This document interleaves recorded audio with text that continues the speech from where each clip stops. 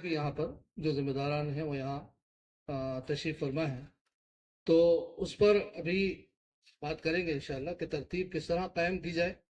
اس ترتیب کے مطابق ہم چلیں گے تو اس کانفرنس کو بہت اچھا، بہت بہتر بنانے کی کوشش کریں گے انشاءاللہ۔ تو میں اس سلسلے کی کڑی کے طور پر چند اور ہمارے سامنے اس امینڈمنٹ بل کے تعلق سے وضاحتیں ہوں، اور اس کے ساتھ ساتھ یہ بھی ہے کہ اس وقت جو ملت اس ملک کے اندر کس صورتحال سے وابستہ ہے، تو بہت چند منٹوں کے لیے میں ساجد صحرائی صاحب سے گزارش کروں گا کہ آپ کو، چونکہ وقت ہمارا اس میں لگنا چاہیے، اس لیے بہت ہی مؤدبانہ گزارش کے ساتھ کہ آپ تشریف لائیں، اس وقت ملت کے جو حالات ہیں ان پر کچھ بات رکھیں، تو انشاءاللہ اس پر بھی ہم کچھ سمجھنے کی کوشش کریں۔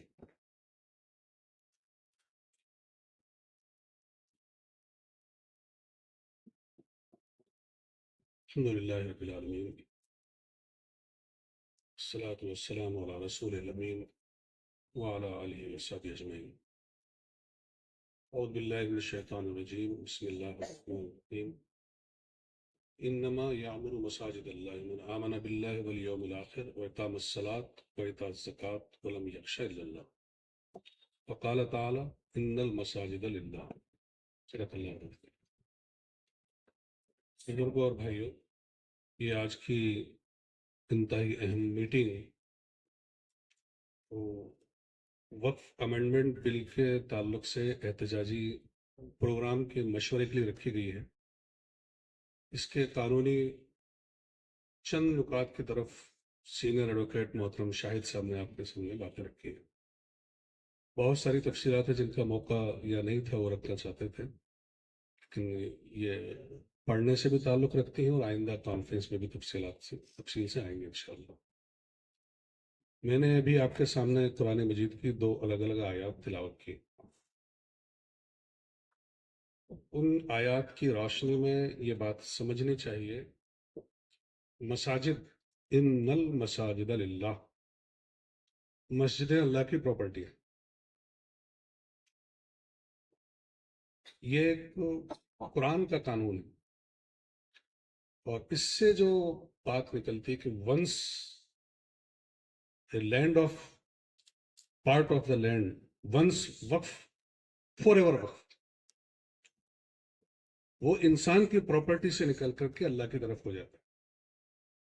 اسی سے انٹرپریٹ کیا ہے کہ مساجد کے ساتھ ساتھ مدارس ہیں، قبرستان ہیں، خانقاہیں ہیں، سرائے ہیں، وہ جو عام انسانوں کے فائدے کے لیے کسی شخص نے کسی ایک زمین کے خطے کو اللہ کی رضا کے لیے وقف کر دیا، ڈونیٹ کر دیا، وہ فار ایور ڈونیٹ ہے۔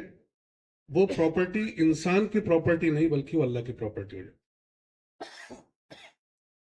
نمبر 1، کسی شخص کو، وقف بورڈ جو گورنمنٹ کسی غیر مسلم ملک میں بنائے وہ وقف بورڈ نہیں، بلکہ وقف کمیٹی جو مسلمانوں کی اپنی، اس کو بھی وہ صرف اس کا مینجمنٹ کا حق رکھتی ہے، اس کو چینج کرنے کا، اس کو سیل کرنے کا، اس کو گفٹ اور کسی اور کو ڈونیٹ کرنے کا رائٹ نہیں رکھتی۔ ون سے وقف فار ایور وقف۔ ساری دنیا کے مسلمانوں کو مل کر بھی اس بات کا رائٹ نہیں ہے کہ وہ اس چیز کو چینج کر سکے۔ نمبر 1۔ نمبر 2، جو دوسری قرآن کی آیت میں نے تلاوت کی سورہ توبہ کی، انما یامر مساجد اللہ من آمن باللہ والیوم الآخر واقام الصلاۃ وایتاء الزکاۃ ولم یخش الا اللہ۔ مسجدوں کے آباد کار، گویا کہ مساجد کے متولی جو لوگ ہو سکتے ہیں، ان کی 5 خوبیاں ہیں: جو اللہ پر اور یوم آخرت پر ایمان رکھتے ہیں، جو نماز قائم کرتے ہیں، جو زکوٰۃ دیتے ہیں اور اللہ کے علاوہ کسی اور سے نہیں ڈرتے۔ مسجدوں کے متولی، وقف جائیداد کے متولی وہ ہوں گے جو اللہ پر اور یوم آخرت پر ایمان رکھتے ہیں، نماز قائم کرتے ہیں، زکوٰۃ ادا کرتے ہیں اور اللہ کے علاوہ کسی سے خوف نہیں کھاتے۔ یہ 5ویں صفت ہے، اس کی تفصیل کا موقع نہیں، آج ہم پلاننگ کے لیے بیٹھے۔ لہٰذا جو بل آ رہا ہے، جس کے بارے میں بہت موٹی موٹی تفصیلات آپ کو بتائی ہے، یہ بات آپ جانتے ہیں کہ اس ملک ہندوستان میں، ہندوستان کے باہر کی باتیں چھوڑیے، पहली बात ये भी अर्ज कर दूं थोड़ा सा कि सबसे पहला वक्फ जो है दुनिया में, पूरी दुनिया में, काबतुल्लाह सबसे पहला वक्फ, और सबसे ज्यादा वक्फ पूरी हुए जमीन पर मुसलमानों के जरिए से किया गया। इंडिया के अंदर भी सबसे ज्यादा प्रॉपर्टीज वो वक्फ मुसलमानों के पास। ये तो कहा जाता है कि रेलवे और मिलिट्री के बाद, चूंकि इस पीरियड में 75 इयर्स में कितनी वक्त प्रॉपर्टीज को खुर्द-बुर्द किया गया है, इसलिए अदरवाइज सबसे ज्यादा प्रॉपर्टीज वक्फ है इस इंडिया में।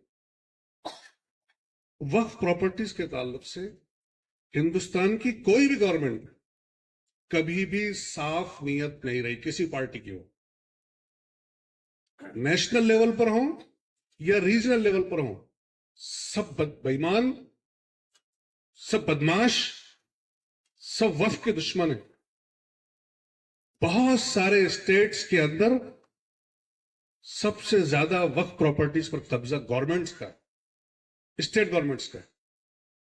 आर्कियोलॉजिकल सर्वे ऑफ इंडिया के नाम पर बहुत सारे जो वक्फ हैं उनमें मसाजिद, उनको कब्जा भी किया गया है, और उसमें खास तौर से मसाजिद जितनी भी है, आप लाल किले और ताजमहल से लेकर जितनी बड़ी मस्जिदें नजर आती हैं आपको, उन सबको आर्कियोलॉजिकल सर्वे ऑफ इंडिया के नाम पर बंद किया गया है।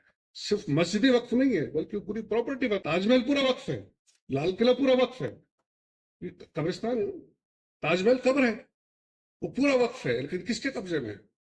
बहरहाल उस तफसील में जाने के बजाय इसमें जो बात बयान करना चाह रहा था वो ये कि कोई भी इस मामले में साफ नियत नहीं